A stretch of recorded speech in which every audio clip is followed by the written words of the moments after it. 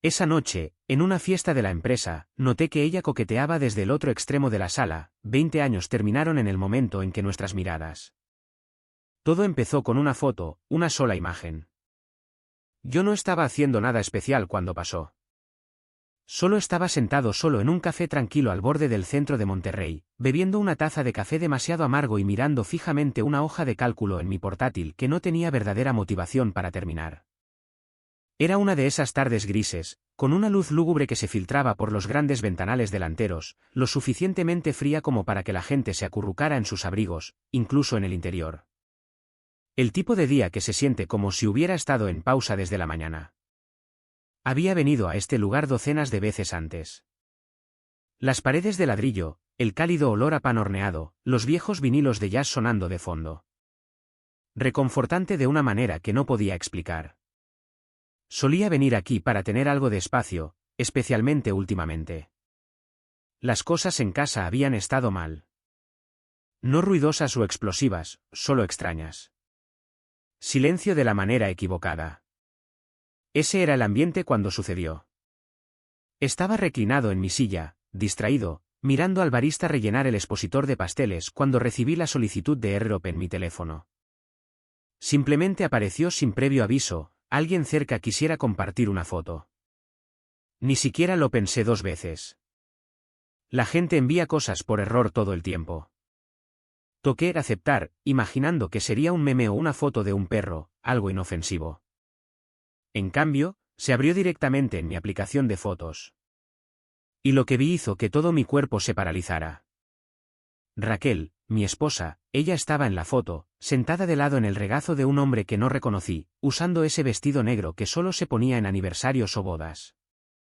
La foto era clara, no borrosa ni apresurada. Tenía la cabeza echada hacia atrás en un ataque de risa, amplia, con la boca abierta, como si no se hubiera reído así en años. El tipo también sonreía, un poco engreído, como si supiera que ella era suya. Una de sus manos descansaba casualmente en su cintura. La otra estaba en su muslo. Me quedé mirándola. Al principio, mi cerebro intentó reescribir lo que estaba viendo. Tenía que haber alguna explicación. Tal vez era una broma. Tal vez era de antes de conocernos. Tal vez era un terrible error, un montaje, una broma. Quizás el tipo del café había querido enviarla a otra persona. Pero entonces, como si tuviera un sexto sentido, Raquel me envió un mensaje de texto. 1 minuto, tal vez menos. No te preocupes, es una foto antigua. Me tendieron una trampa. No es lo que piensas. Sin saludo, sin contexto. Directo al control de daños. Como si lo supiera, como si hubiera estado conteniendo la respiración para que llegara este momento exacto. No respondí. No podía. Mis dedos se cernieron sobre la pantalla. Inútiles. Simplemente volví a mirar la foto. Hice zoom. Me quedé mirando la expresión de su rostro. Eufórica, ingrávida, libre. No parecía la de alguien que fue sorprendido. Parecía la de alguien que se sentía deseado. El café desapareció a mi alrededor. El tintineo de las tazas, el murmullo de las conversaciones suaves, el jazz. Todo se desvaneció, como si me hubieran sumergido bajo el agua. Me senté allí durante no sé cuánto tiempo, la pantalla del teléfono quemándome los ojos. Ese único mensaje se repetía en mi cabeza: no te preocupes, no es lo que piensas. He repetido esa línea 100 veces desde entonces. Esto es lo que he aprendido: si alguien se explica antes de que siquiera hagas la pregunta, no es porque esté siendo honesto. Es porque teme que ya lo sepas. Esa clase de pánico no proviene de la inocencia, proviene de la exposición, de estar segundos por delante del colapso. Y esto se sintió exactamente así. Colapso. Miré de nuevo la pantalla, tratando de encontrar pistas en la foto. ¿Dónde estaban? El fondo era oscuro. Parecía un salón o un bar. Tal vez un restaurante, de lujo, a juzgar por los asientos de cuero capitoneado. La bebida de Raquel estaba a medio terminar en una mesa auxiliar. Una copa de vino, tinto. A ella ni siquiera le gusta el vino tinto. Siempre dijo que le daba dolores de cabeza. Ese pequeño detalle, esa copa de vino a la que solía arrugar la nariz, me golpeó más fuerte que cualquier otra cosa. Significaba que esto no era solo un momento. Esta era una versión de ella que yo no conocía. Una que bebía vino tinto. Una que se reía así. Una que dejaba que un extraño la tocara así. Y ella hizo todo eso luciendo como si perteneciera a ese lugar, como si lo hubiera hecho antes. Estaba tratando de contener el pánico. Mis manos comenzaron a temblar y las presioné planas contra la mesa para estabilizarme. Miré alrededor del café. Nadie parecía darse cuenta. La gente simplemente vivía, tecleando en portátiles, hablando de planes de fin de semana, esperando sándwiches. Me sentí como si estuviera viendo la vida a través de un cristal, allí, pero sin ser parte de ella. Cogí mi teléfono de nuevo, abrí su mensaje, lo releí. No te preocupes, es una foto antigua. ¿Lo era? Si era antigua, ¿por qué todavía tenía ese vestido? ¿Por qué su cabello se veía exactamente como esta semana? Mismo largo, mismo color. ¿Por qué sus uñas coincidían con el esmalte que le había visto justo ayer? No, esto no era antiguo. Esto no era de antes de mí. Esto era ahora. Y ella estaba mintiendo. Ese fue el momento en que sentí que algo cambiaba dentro de mí. Una palanca finalmente cedió.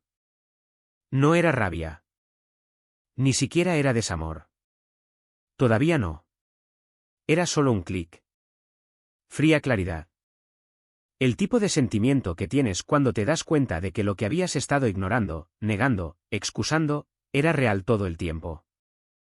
Pensé en las últimas semanas, las noches tarde, los silencios, la forma en que había comenzado a llevar su teléfono a todas partes, al baño, al armario, a la cama, la forma en que inclinaba la pantalla cuando aparecía un mensaje, la forma en que comenzó a vestirse elegante para reuniones los domingos, la forma en que se veía cansada y dichosa al mismo tiempo. Como alguien que estaba ocultando un secreto al que no quería renunciar. Y yo lo había dejado pasar. Lo achacaba al estrés, al trabajo, a quizás estar envejeciendo. Me dije a mí mismo que no fuera paranoico, que yo era afortunado, que solo estábamos en una rutina y que todas las parejas pasan por eso. Pero al final, fue el teléfono de un extraño, su estúpido error de AirDrop lo que me mostró la verdad. Y la reacción instantánea de mi esposa para encubrirlo fue lo que lo confirmó. No fue atrapada. Ya se estaba escondiendo. No le respondí. No la llamé. Ni siquiera cerré la foto. Simplemente la dejé allí, la pantalla gritando en mi mano. Fuera de la ventana, la gente pasaba corriendo con abrigos, paraguas abriéndose con la llovizna. Debería haber sido un día normal. Solo otra tarde en otra semana ordinaria de una vida tranquila y cómoda. Pero no lo fue. Esa foto, esa única y estúpida foto accidental, dividió mi vida en dos partes, antes y después.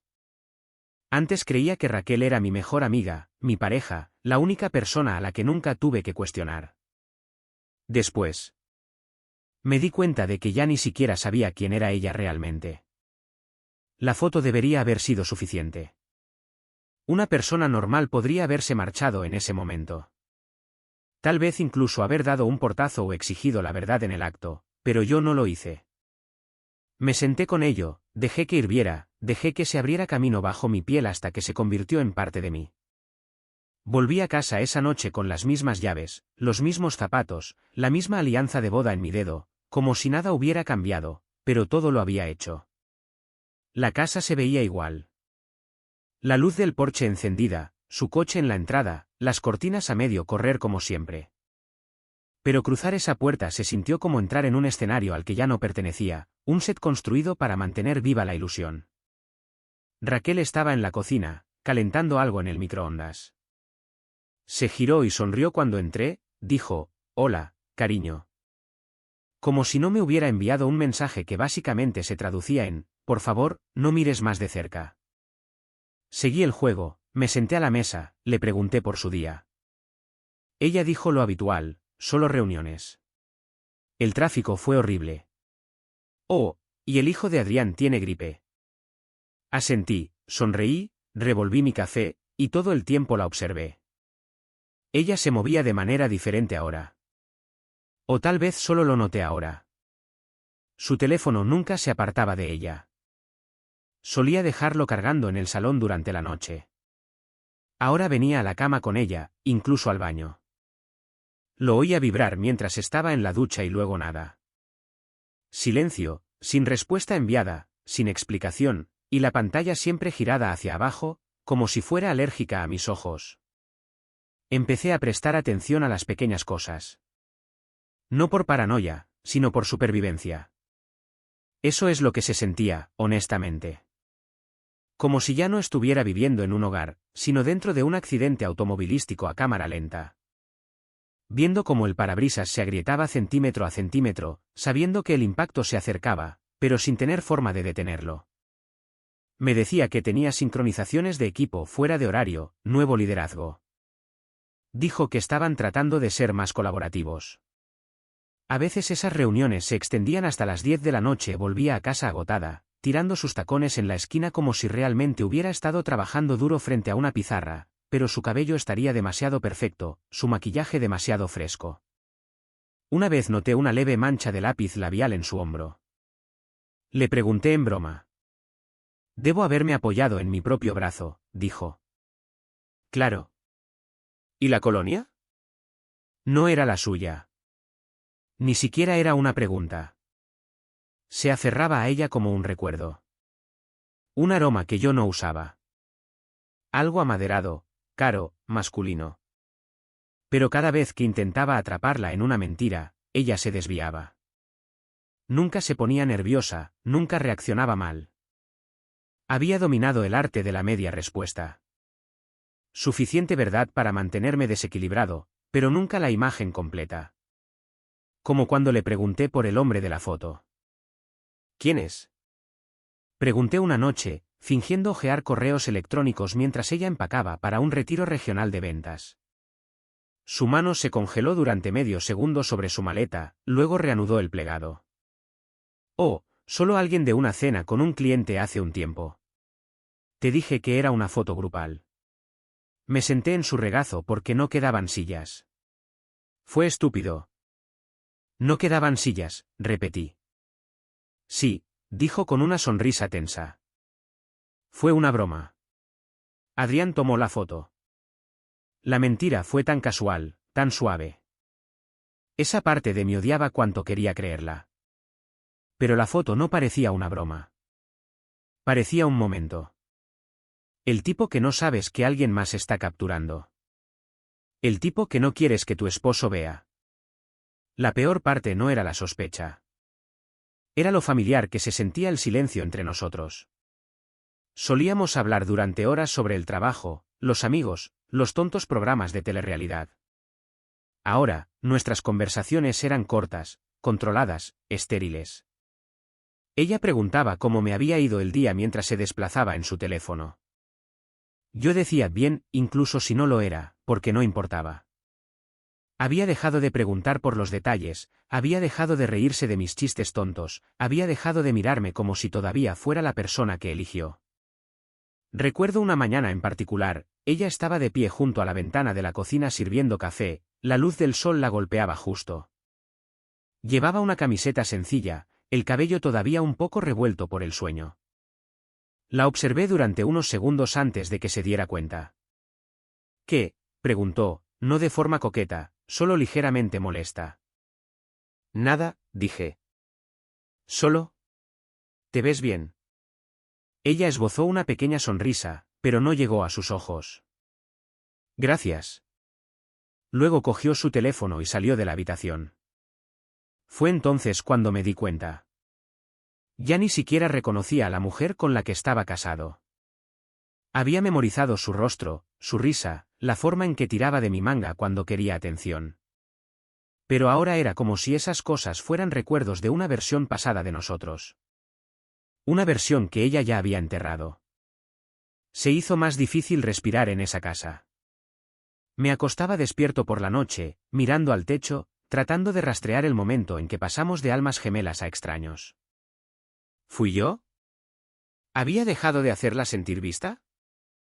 ¿Me había centrado demasiado en el trabajo o me había perdido algún grito silencioso de ayuda? ¿O simplemente había cambiado? Empezó a comprar ropa nueva, más elegante, marcas que solía llamar un desperdicio de dinero. Afirmaba que las había comprado en oferta o que simplemente quería sentirse arreglada de nuevo, pero no eran para mí. Yo lo sabía. Podía darme cuenta por cómo miraba más allá de mí cuando daba vueltas frente al espejo y la forma en que comenzó a usar perfume de nuevo, no el floral que usaba en nuestros primeros años.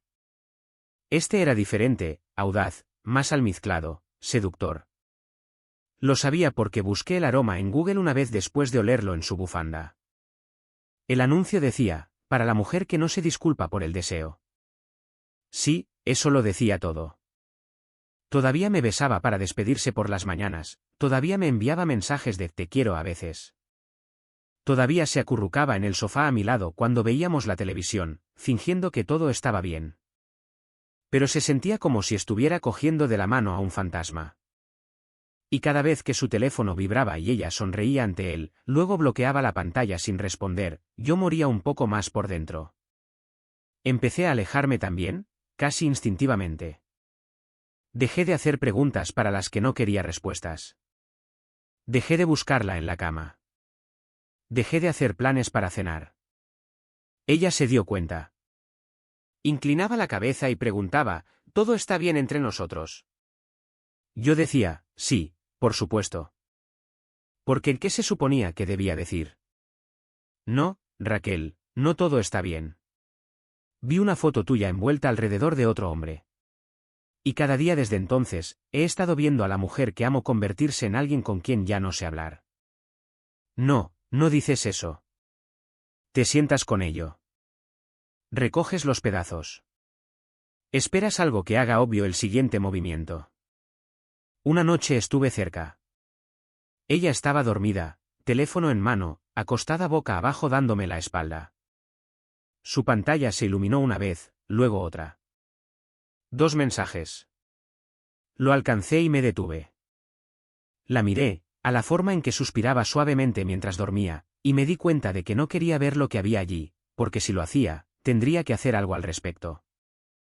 Y no estaba listo. Todavía no. Todavía esperaba que esto fuera solo una fase, un error en el que ella no había entrado por completo, algo que yo podría perdonar, tal vez si tan solo lo admitiera. Pero en mi instinto, sabía que era mejor no hacerlo. La gente no cambia los hábitos telefónicos de la noche a la mañana. No cambian los aromas, los horarios, los guardarropas y las historias a menos que estén cambiando para quién se están presentando. Y no era yo. Ya no. Algunas noches me subía al coche y simplemente conducía. Sin destino, sin música, solo yo, la carretera y el peso nauseabundo de fingir no saber. Terminaba aparcado fuera de lugares de comida rápida a los que solíamos ir, o en lotes vacíos, mirando los carteles brillantes de hoteles que me hacían preguntarme si ella estaba dentro de uno de ellos. Compartiendo risas y mentiras con un hombre que la conocía de maneras que yo ya no. Yo era un fantasma en mi propio matrimonio. Sabía la verdad. Simplemente no la había dicho en voz alta todavía. Pero cuanto más la veía alejarse, más me daba cuenta de que no solo estaba viendo a alguien desenamorarse de mí. Estaba viendo a alguien enamorarse de otra persona. Y yo seguía allí parado sosteniendo la puerta abierta, fingiendo no notar el viento que entraba a raudales. Se suponía que yo no debía estar allí. Esa parte siempre se me queda grabada. Si no fuera por una extraña coincidencia, nunca habría entrado en esa fiesta. Nunca habría visto lo que vi. Y tal vez, solo tal vez, todavía estaría atrapado en esa lenta hemorragia, la tortura silenciosa de fingir no saber lo que ya sabía. Pero el destino, o como quieras llamarlo, no me permitió seguir ciego. Era un viernes, principios de diciembre, lo suficientemente frío como para morderte las manos si olvidabas los guantes. Acababa de terminar una reunión en el centro con un cliente cuando me encontré con Gael, un viejo amigo de la universidad. Iba vestido elegantemente, como siempre parecían ir los de publicidad. Abrigos con solapas delgadas, zapatos que probablemente costaban más de 8.000 pesos. Marco, dijo, localizándome en el aparcamiento. Me giré. Gael, ¿qué demonios? Nos pusimos al día rápido. Dos tipos que no se habían visto en años, fingiendo que no habían sido años. Él trabajaba en relaciones públicas ahora. Su agencia, dijo, compartía clientes con una firma boutique calle arriba. Cuando mencioné el nombre de Raquel, sus ojos se iluminaron. Oh, sí, Raquel. Está con Trent y Lobos, ¿verdad? Sí, dije lentamente. Esa es su agencia. Bueno, entonces deberías venir esta noche, dijo, dándome una palmada en el hombro. Estamos teniendo una mezcla navideña conjunta en el centro de convenciones Río. Son principalmente gente de la agencia, pero los acompañantes son bienvenidos. Muy informal, solo copas y conversaciones incómodas. Casi dije que no. Realmente lo hice. Era tarde. Estaba cansado y lo último que quería era entrar en una sala llena de extraños medio borrachos, pero algo en mí dudó. Raquel no mencionó nada sobre una fiesta, dije, casi para mí mismo. Gael lo ignoró. No es obligatorio ni nada. Podría ser que esté planeando hacer una aparición rápida. Pásate si estás aburrido. Será bueno ponernos al día. Me dio la hora, la dirección y una sonrisa casual. Luego se subió a su coche y se fue. Me quedé en el aparcamiento por un largo momento. Mi aliento salía en nubes. Algo no me cuadraba. ¿Por qué Raquel no había dicho nada? Solía contarme todo sobre las fiestas del trabajo, lo que se pondría, quién estaba peleado con quién, qué departamento era el más divertido. Esta vez, nada, ni una palabra, solo noche tarde como si fuera cualquier otro viernes. Saqué mi teléfono y miré su último mensaje, copas de equipo después de la reunión. No me esperes despierto, mi vida. Así que, no esperé. El centro de convenciones Río estaba situado cerca del borde del río, iluminado con luces blancas y nieve artificial en los escalones de la entrada. Dentro, estaba cálido y ruidoso, lleno del zumbido del champán y las sonrisas forzadas. Me registré, cogí una tarjeta con mi nombre que no me puse, y me deslicé más allá de la mesa de bienvenida con toda la sutileza de un hombre en una misión.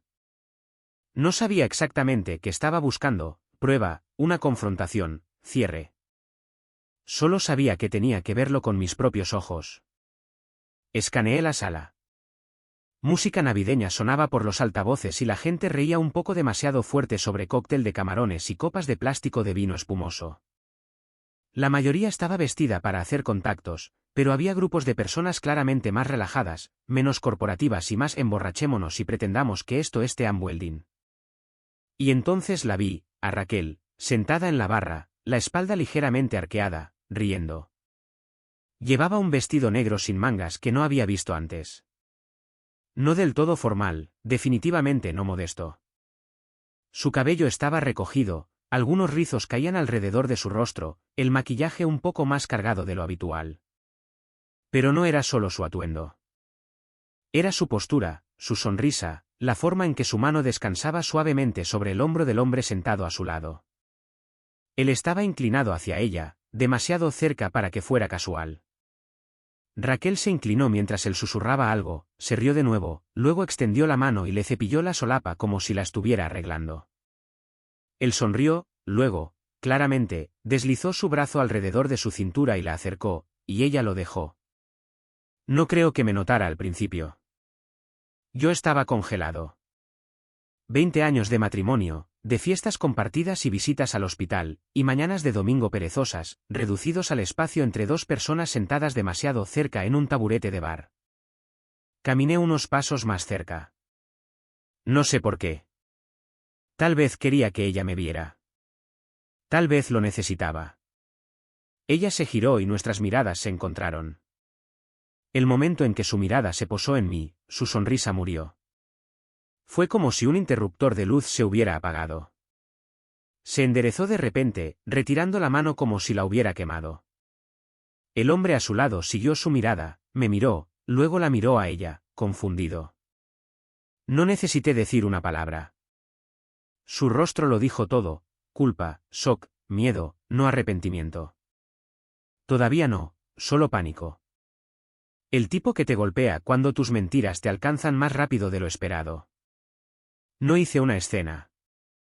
No grité. Simplemente me quedé allí por un segundo, absorbiendo la mirada en sus ojos, las 1000 palabras silenciosas en esa única mirada. Y luego me di la vuelta y salí. No recuerdo el camino a casa. Debo haber tomado la autopista porque regresé más rápido de lo habitual. Pero no podría decirte ni una señal de salida por la que pasé. Mis manos agarraron el volante tan fuerte que se entumecieron. Mis pensamientos no estaban acelerados. Ni siquiera eran pensamientos, realmente, más como estática. Un rugido sordo dentro de mi cabeza, interrumpido por destellos de la forma en que ella lo tocó, la forma en que él la acercó, la forma en que ella me miró cuando me vio. Cuando entré en la casa, todo estaba exactamente donde lo había dejado. La luz del pasillo seguía encendida. Su copa de vino estaba a medio llenar en la mesa, la condensación deslizándose por el tallo. Sus llaves estaban en el cuenco junto a la puerta. Todo parecía normal, pero no lo era. Era un escenario montado para una obra que ya había terminado. Me quedé en la sala de estar mirando la foto enmarcada en el estante, nuestro día de boda. Ella estaba sonriendo. Yo también. Había llovido ese día. Y ella dijo que era buena suerte. No la tiré. No la rompí. Simplemente la di la vuelta. Dolió más de esa manera. Ella llegó a casa una hora más tarde. La puerta se abrió con un crujido. Sus tacones resonaron suavemente en el suelo. Entró en la sala de estar y se detuvo cuando me vio. Marco, dijo, su voz pequeña. No respondí. Parecía una estudiante esperando que el director dictara un castigo.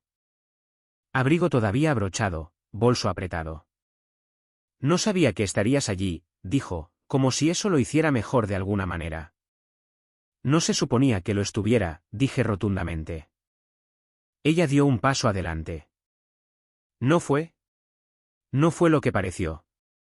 Dejé escapar una risa suave y amarga. Por favor, no nos insultes a los dos. Ella abrió la boca, la cerró, luego miró hacia abajo. Iba a decírtelo, dijo, pronto. ¿Decirme qué? Pregunté. ¿Qué estás viendo a alguien más? ¿Que dejé de ser suficiente? ¿Que te enamoraste de un extraño y decidiste que me daría cuenta cuando te fuera conveniente? Sus ojos se llenaron de lágrimas, pero no me importó. No esta vez. Deberías haberme dicho la primera vez que él te tocó así, dije.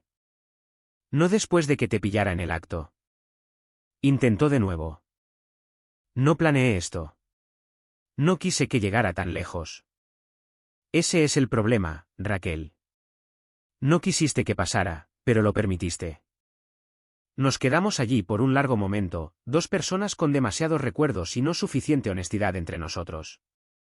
Y luego dije lo único que había estado conteniendo durante meses, creo que ya no te conozco.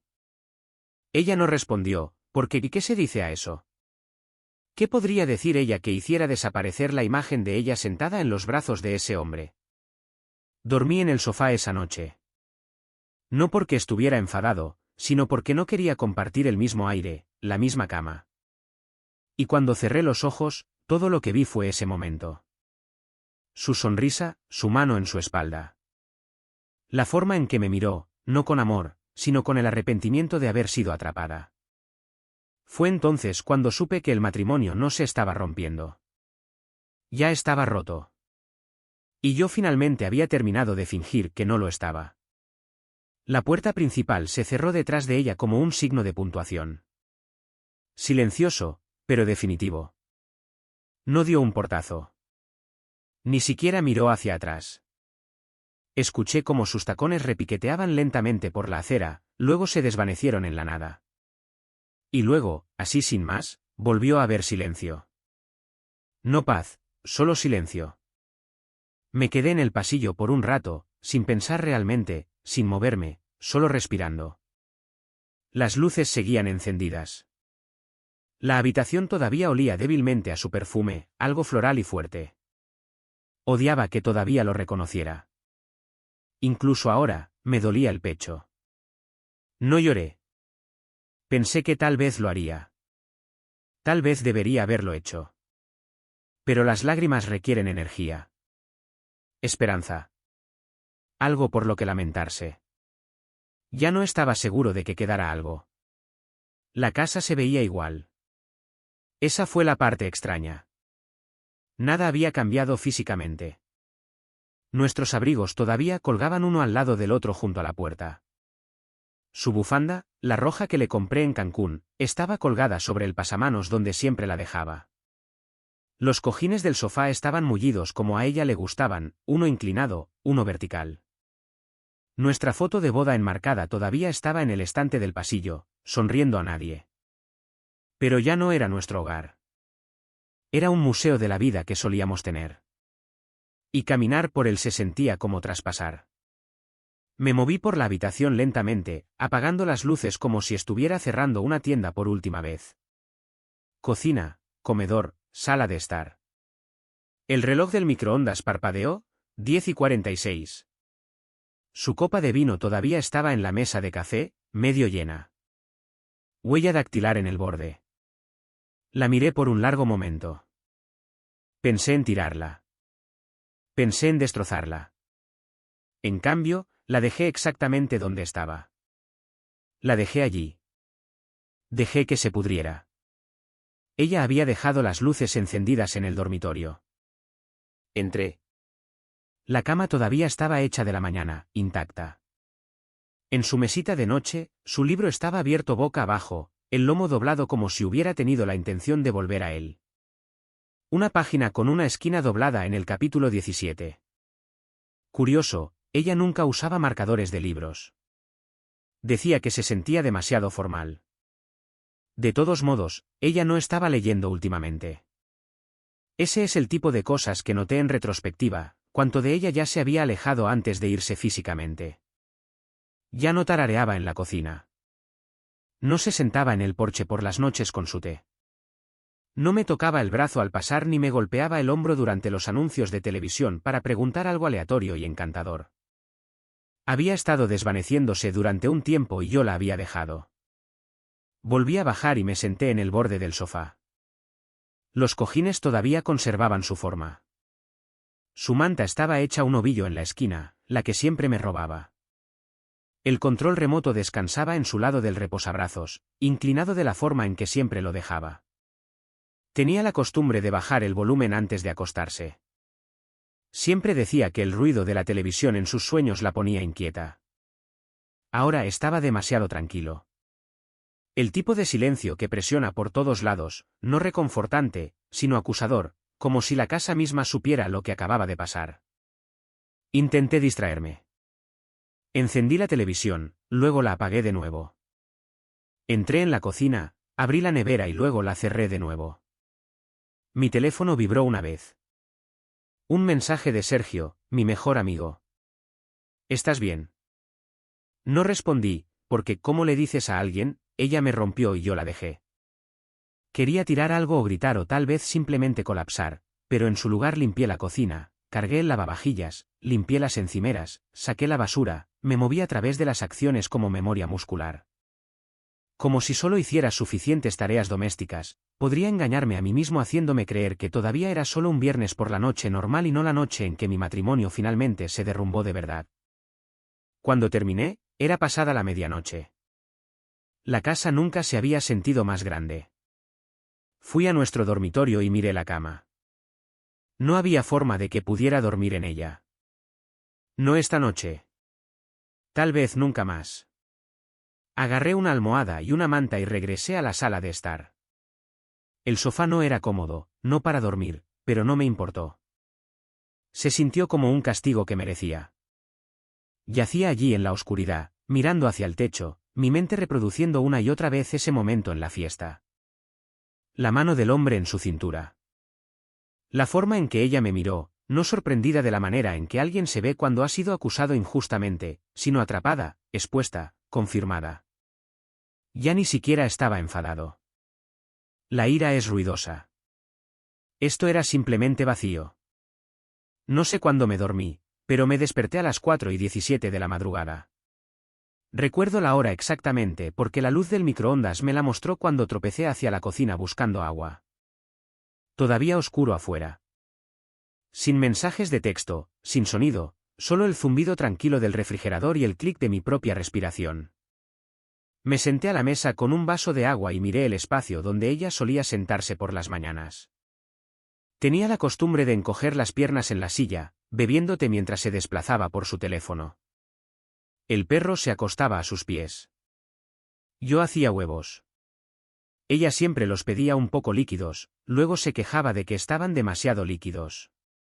Me encantaban esas mañanas. Ahora se sentían como algo de la vida de otra persona. Me levanté, caminé hacia el pasillo y cogí la foto de la boda. Éramos nosotros frente a esa vieja iglesia en San Miguel de Allende. Hojas de octubre en el fondo, su velo atrapando la luz justo así, mi brazo alrededor de su cintura, acercándola como si nunca quisiera soltarla. Ese hombre seguía siendo yo, pero la mujer de la foto, ya no estaba seguro de quién era ella. No tiré la foto. No la rompí. Simplemente le di la vuelta y la coloqué boca abajo en el estante junto a la planta de interior seca que ella solía jurar que reviviría. Dolió más de esa manera. La mañana siguiente llegó en silencio. Sin mensajes, sin llamadas, solo el sonido del camión de la basura calle abajo y pájaros cantando como si nada hubiera pasado. Hice café por costumbre, serví 2 tazas, luego me di cuenta de que no necesitaba la segunda. La tiré. El fregadero silbó cuando el calor golpeó el acero. Alrededor de las 10 de la mañana, oí abrirse la puerta del garaje. Raquel entró un minuto después. Parecía vacía, con el mismo abrigo de anoche, hinchado, el pelo recogido en un moño apresurado. Sin maquillaje, sin excusas. Me vio en la mesa de la cocina y se detuvo en el umbral. Marco, dijo en voz baja. No respondí, solo la miré. Entró lentamente como si el suelo pudiera romperse bajo ella. Sé que no quieres hablar, dijo. ¿Pero podemos sentarnos un rato? Asentí una vez. Se sentó frente a mí. No cerca, sin buscar mi mano como solía hacer. Simplemente allí, presente, esperando. Lo siento, dijo. Silencio. No quise que se pusiera así. Silencio. Empezó hace unos meses. Fue estúpido. No significó nada. La miré entonces. Esa es la peor parte, dije. No significó nada. Pero arriesgaste todo. Ella no discutió, solo miró sus manos. Me sentía sola, susurró. Yo también, dije. Y yo no te mentí. Se secó la mejilla como si las lágrimas la hubieran sorprendido. No sentí lástima. No sentí satisfacción, solo cansancio. No quiero pelear, dijo. Bien, respondí. Porque no me queda fuerza para pelear. Nos sentamos así por un rato, 2 personas rodeadas de recuerdos que ya no reconocían. Cuando finalmente habló de nuevo, su voz era tranquila. Me quedaré en casa de mi hermana por ahora. Asentí. Se levantó, caminó hacia el pasillo, recogió sus llaves y bufanda, miró hacia atrás una vez, luego salió. La puerta se cerró detrás de ella. Y esta vez, no regresó. Ese fue el día en que me di cuenta de que el silencio puede ser más fuerte que cualquier discusión. No necesita gritos o portazos. Solo necesita distancia y verdad. Y la ausencia de todo lo que creías seguro. Me quedé en la casa ese día solo, dejando que se asentara. La tranquilidad no se sentía pacífica. Se sentía como duelo. Porque eso era. No solo la muerte de un matrimonio, sino el entierro de la confianza, de la rutina, de años apilados sobre años. Y por primera vez, me permití decirlo en voz alta, a las paredes, a nadie, ella se ha ido. Y de alguna manera el silencio después de eso se sintió aún más pesado. Dejé la casa al día siguiente. No de forma dramática. Sin bolsas arrojadas al maletero. Sin una pelea a gritos en el jardín delantero. Solo decisiones tranquilas apiladas una encima de la otra como ladrillos. Caminé habitación por habitación con una bolsa de lona, agarrando solo lo esencial: ropa, cargadores, un kit de afeitado, mi portátil. No sabía dónde iba, solo que no podía quedarme allí. Ni una noche más. Ni en esa cama. Ni en ese sofá donde aún vivía su perfume. No con todos los recuerdos enmarcados mirándome como fantasmas. La parte más difícil fue pasar junto a los perros. Me miraron desde el pie de las escaleras, moviendo la cola lentamente como si sintieran que algo había cambiado, pero no sabían qué. Me arrodillé, les froté las orejas y susurré: volveré. Aunque no estaba seguro de si lo decía en serio. La casa no intentó detenerme. Simplemente se quedó allí. Las mismas tablas del suelo que crujían, el mismo grifo que goteaba, la misma pintura descolorida en el pasillo que juramos que retocaríamos hace 2 veranos, pero ahora se sentía más vacía. No solo porque ella se había ido, sino porque yo también. La versión de mí que solía vivir allí ya no existía. Dejé caer la llave en el cuenco junto a la puerta, justo como siempre. Luego me fui. Conduje hacia el oeste, no muy lejos, tal vez 2 horas. No revisé mucho el GPS. Dejé que la carretera me llevara a donde quisiera. Esa fue la primera vez que me di cuenta de cuántas decisiones en mi vida se habían tomado por otra persona, dónde vivíamos, dónde vacacionábamos, incluso qué coche conducía. Siempre fue un compromiso, siempre una negociación. Y ahora, por primera vez en años, no le debía una explicación a nadie. Me detuve en un pequeño pueblo por el que solo había pasado. Nunca me quedé. Entré en el aparcamiento de un motel de carretera envejecido, de esos con letras de neón parpadeantes y máquinas expendedoras que todavía aceptaban monedas de 25 centavos. La mujer de la recepción me miró como si acabara de bajar de un largo vuelo desde ninguna parte. Ella no preguntó por qué estaba allí, y yo no ofrecí. Habitación 9. Ahí es donde dejé la bolsa y me senté en el borde de una cama que olía a detergente genérico y aire acondicionado viejo. Las paredes eran de color beige. La alfombra tenía quemaduras de cigarrillo. El televisor no funcionaba a menos que movieras el cable correctamente. Pero el silencio era honesto. Esa primera noche en el motel, no dormí mucho. Me quedé allí, mirando los ventiladores de techo girando sobre mí. Pensando en lo rápido que todo se había desmoronado. No solo la aventura de Raquel, sino toda la ilusión de quienes éramos. Las rutinas que creíamos que eran amor. Los chequeos que se habían convertido en salidas. La forma en que solíamos decir "te quiero" solo para llenar el aire. Deslicé fotos en mi teléfono. Era una especie cruel de masoquismo, pero no pude evitarlo.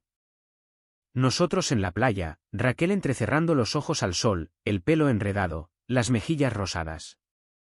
Nosotros en la boda de su hermana, nuestros brazos entrelazados, vino en mano, sonrisas falsas para la cámara de otra persona. Una selfie borrosa en el coche, aperitivos de viaje en nuestros regazos, música a todo volumen.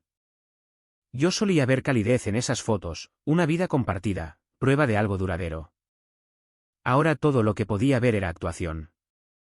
Momentos cuidadosamente organizados diseñados para convencernos a nosotros mismos y a todos los demás de que éramos felices. Debería haberlas borrado, pero no lo hice. Todavía no. A la mañana siguiente, llamé a Sergio. Cogió la llamada al segundo timbrazo. «Oye», dijo, con voz baja y cautelosa. «¿Estás bien?» Eso fue todo lo que necesitó decir. No preguntó qué había pasado. Él ya sabía qué clase de amigos éramos. No tenías que explicar lo obvio. Dejé escapar un aliento que no me di cuenta de que estaba conteniendo. Ella me engañó, dije simplemente. Me lo imaginaba, dijo. Le conté todo, sobre la foto, la fiesta, la forma en que me miró como una extraña atrapada en una mentira que no se suponía que saliera a la luz todavía. Estuvo callado durante la mayor parte. Así era Sergio.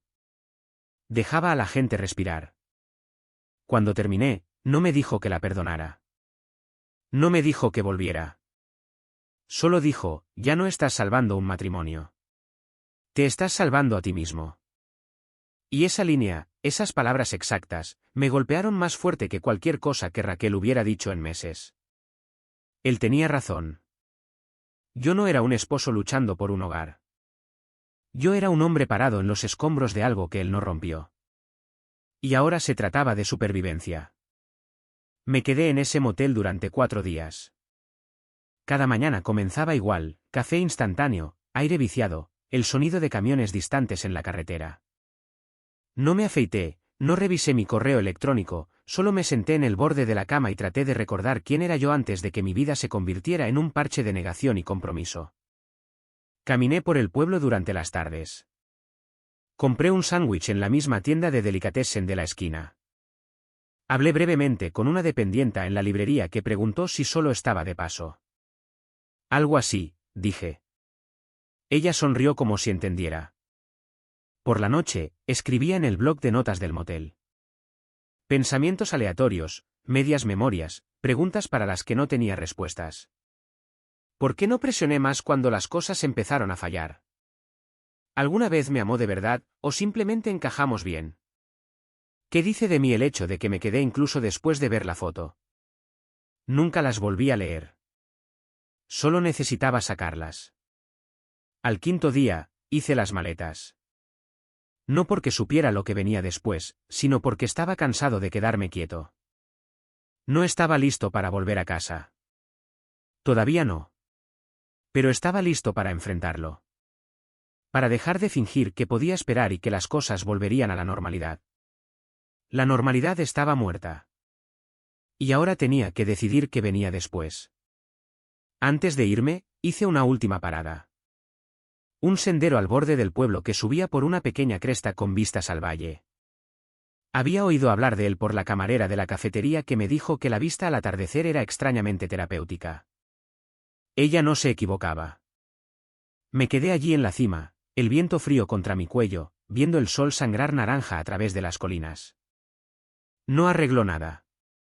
No borró la traición ni llenó el espacio que Raquel había tallado y dejado hueco, pero me recordó que el mundo seguía moviéndose y que tal vez, solo tal vez, yo podría moverme con él. En el camino de vuelta, no tomé la autopista. Tomé el camino largo, carreteras secundarias sinuosas, pequeños pueblos, gasolineras con carteles oxidados, 100 pequeños lugares que nunca antes había notado realmente. Me detuve en un momento en algún lugar cerca de un campo seco y salí del coche solo para respirar. No para correr, no para llegar, solo para respirar. Así se sintió cruzar a la soledad. No libertad exactamente, sino claridad. No se trataba de empezar de nuevo todavía. Se trataba de detener la hemorragia. De estar solo sin estar solitario. De darme cuenta de que, aunque ella me había dejado emocionalmente mucho antes de que yo la atrapara, ahora yo también me había ido. Y esta vez, no iba a volver. 2 días después, volví, no para arreglar nada, sino para terminar lo que quedaba. Raquel estaba en la cocina cuando entré, sentada a la mesa como alguien esperando una sentencia. Tenía los ojos rojos. Comenzó con, «Podemos ir a terapia». Pero yo no estaba allí para negociar. Dividimos los activos como socios de negocios, medidos, silenciosos. Ella preguntó por los perros. Dije que cada uno se llevaría uno. Ella asintió. Hablamos de documentos, servicios públicos, la casa. Sin gritos, sin drama. Solo 2 personas dividiendo una vida como si fueran material de oficina. Cuando terminó, ella intentó decir algo más. Me levanté y dije, hemos terminado. No enfadado, no cruel, simplemente terminado. Esa noche, me fui para siempre. Sin música en el coche, sin una última mirada a la casa. Dejé mis llaves en la oficina del abogado, retiré mi nombre de las cuentas bancarias y cerré la puerta a todo lo que quedaba atrás. Ella se quedó en la casa llena de recuerdos, pero ya no me pertenecían. Por primera vez en años, me sentí ingrávido. Sin mentiras, sin culpa, sin fingir, solo yo, solo. Pero no perdido.